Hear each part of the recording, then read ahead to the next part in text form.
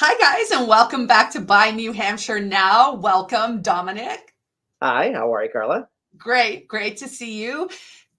Today, we're going to be talking about utilities and kind of stuff that has to do with winter coming up, right? Mhm. We're now in the change of the seasons. We're heading into fall, the best time of the year, although every time is pretty great.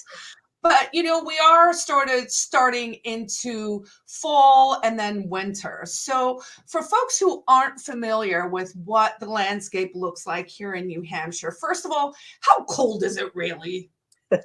Well, okay, I'm from Western New York originally, so winters there, I was expecting because we were a bit more north here, I was thinking that they were going to be way colder and way harsher, and that is actually not the case. We get a nice bit of heat, of warmth off of the ocean, so it doesn't get super cold here.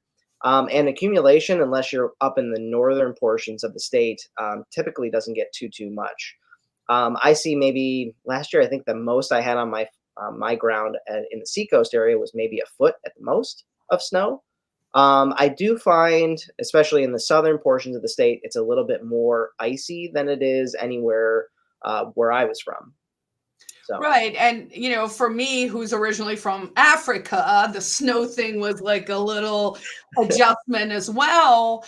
And it's really not that bad. I mean, I do like to say, if just buy a coat, right? Like people down south run from aircon to aircon because it's unlivable otherwise. Here for 2 or 3 months, you need to plan for your heating and how those things look.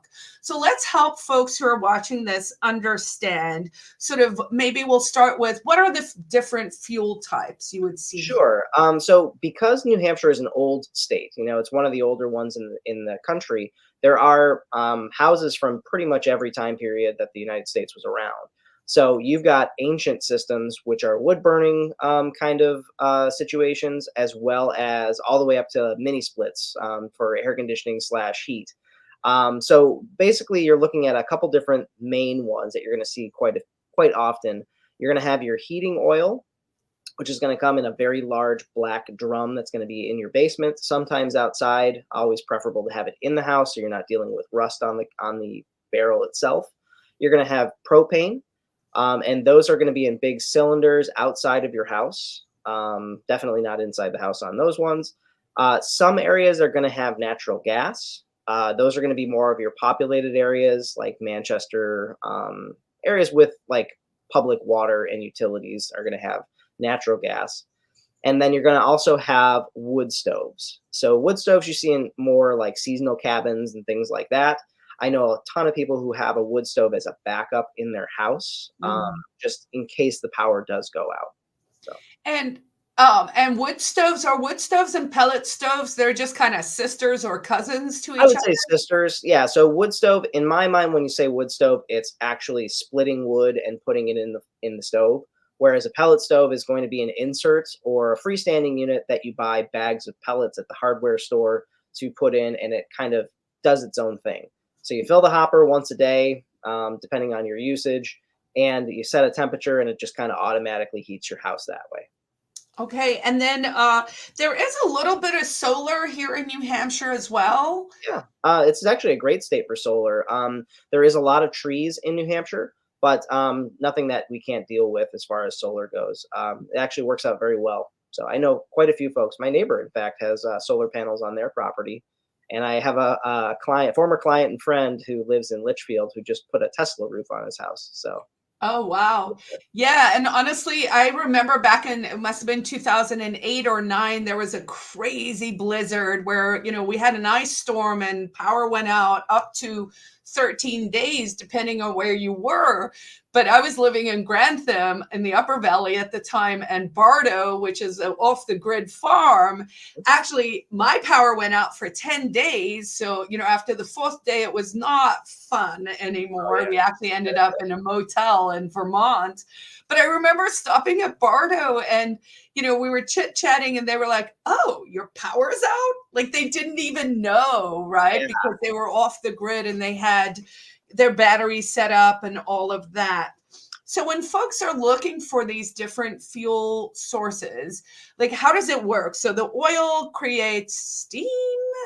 It all depends on the systems. So a lot of times you're going to see either forced hot air, which can run on almost any of those actually. So that's going to be like your, not radiator. It's going to be Baseboard? your, what's that? Baseboard? No, ductwork. So forced hot air is going to be ductwork. So those are the systems that you could upgrade to have air conditioning in as well. Um, Whereas your baseboard heat or radiators are going to operate off of either water or steam, depending on the setups. So there's lots of different options with those. And then you actually touched on something too that's worth talking about, which is backup as far as generators go. So it's not a bad idea to have an alternate source of heat in your house or a backup generator that's going to keep the heat on when things go out. So Yeah, and of course, for folks who are watching this is all my little wisdoms. If your power goes out and you have a lot of meat in your freezer and it's winter, you can just put your meat in the snow. So don't forget that option. But better yet is to actually have a generator and to have, a plan. So what else do you think folks should know about just sort of the basic heating situation when they're looking to buy? yeah, I wouldn't be scared of any specific type of system. I know every once in a while when I'm setting up a search for somebody, they'll say, I specifically don't want heating oil, or I specifically don't want propane, or I don't want whatever it might be like that. Just, I would say you can always switch those things. It's not a cheap, inexpensive thing to do to change a heating system for a house completely. But there are always options to supplement. So, like, if you're not a huge fan of heating oil, either for the price or for whatever it might be, you can always look at ways to add additional systems into your house. Like I said, most places in the state will have some place or some portion of heat from wood. I know I have a wood fire stove in my house, and it's great on the days that I'm home during the winter. I'll light a fire in the morning and just kind of keep that going all day, and it'll drastically cut down my heating bill for that day. Um, so yeah, I would say just it's important to kind of balance different options out there for keeping yourself warm in the winter. Right. And also to not limit yourself just because it's maybe a foreign heat source or a foreign way of doing things. As you mentioned, this is a state where the houses range from, the 1700s through to last week. And so keeping your options open and being nimble and sort of going with, well, this is what's available, but we can change it if we need to is always an option. And as you said, both solar and natural gas are coming on board here. And so really the sky and the sun is the limit. Very true. Very true. All right. Well, thank you. Thanks for joining me. How can folks reach you? If you have any questions for me about property or really anything, feel free to reach out to me at dominic@porcupinerealestate.com. Fantastic. And folks can reach me at Carla at Porcupine Real Estate.